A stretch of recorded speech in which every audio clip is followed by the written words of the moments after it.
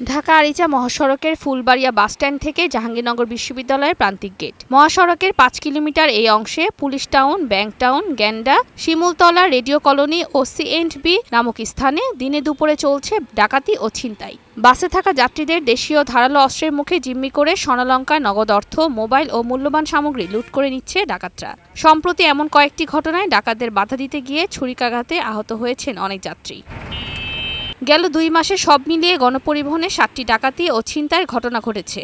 এতে আতঙ্ক বেড়েছে যাত্রী ও পরিবহন চালকদের মাঝে। ডাকাতির ঘটনায় অভিযোগ দায়ের হলেও উদ্ধার হয়নি যাত্রীদের মূল্যবান মালামাল। ওই জায়গায় ৪-৫ জন গ্রুপ উঠে উইটা মনে করেন ডাকাতিটা করে। প্রশাসনকে জানাতে চাই ওনারা আগের মতো হয়ে যাক, আগের মতো অ্যাকশনে যাক, তাহলে স্যার দেশটা শান্তি হয়ে যাবে। স্যার বর্তমানে আমরা খুব কষ্টের ভিতরে আছি। এটা নিয়ে আমরা খুবই দুশ্চিন্তায় থাকি, কখন যে আমরা নিজেরও এই ছিনতাইকারীর কবলে পড়ি। দিনে দুপুরে চলন্ত বাসে একই কায়দায় অস্ত্রের মুখে যাত্রীদের জিম্মি করে ডাকাতির ঘটনায় ক্ষোভ প্রকাশ করেছেন পরিবহন সংশ্লিষ্টরা ও সচেতন মহল। যেভাবে নিরাপত্তাহীনতা হচ্ছে, এভাবে যাত্রী সহ এলাকাবাসী সাংঘাতিকভাবে দুশ্চিন্তাগ্রস্ত হচ্ছে।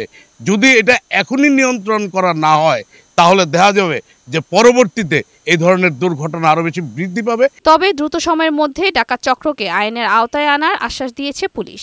যেটাই ঘটেছে সেই এলাকায় কিন্তু আমরা চিরুনি অভিযান চালিয়ে গ্রেপ্তার করতে সক্ষম হয়েছি, তাদেরকে বিজ্ঞ আদালতে সোপর্দ করেছি এবং করার ফলে অনেকটাই কমে আসছে এবং আমার আশাবাদী যে খুব শীঘ্রই এটা জেরোতে চলে আসবে। তবে একটাই মেসেজ থাকবে, এই ধরনের অপরাধ করে কেউ পার পাবে না। শিগগিরই মহাসড়ক হবে নিরাপদ, এমনটাই প্রত্যাশা স্থানীয়দের। শাজরিনা লাইজা, বৈশাখী সংবাদ।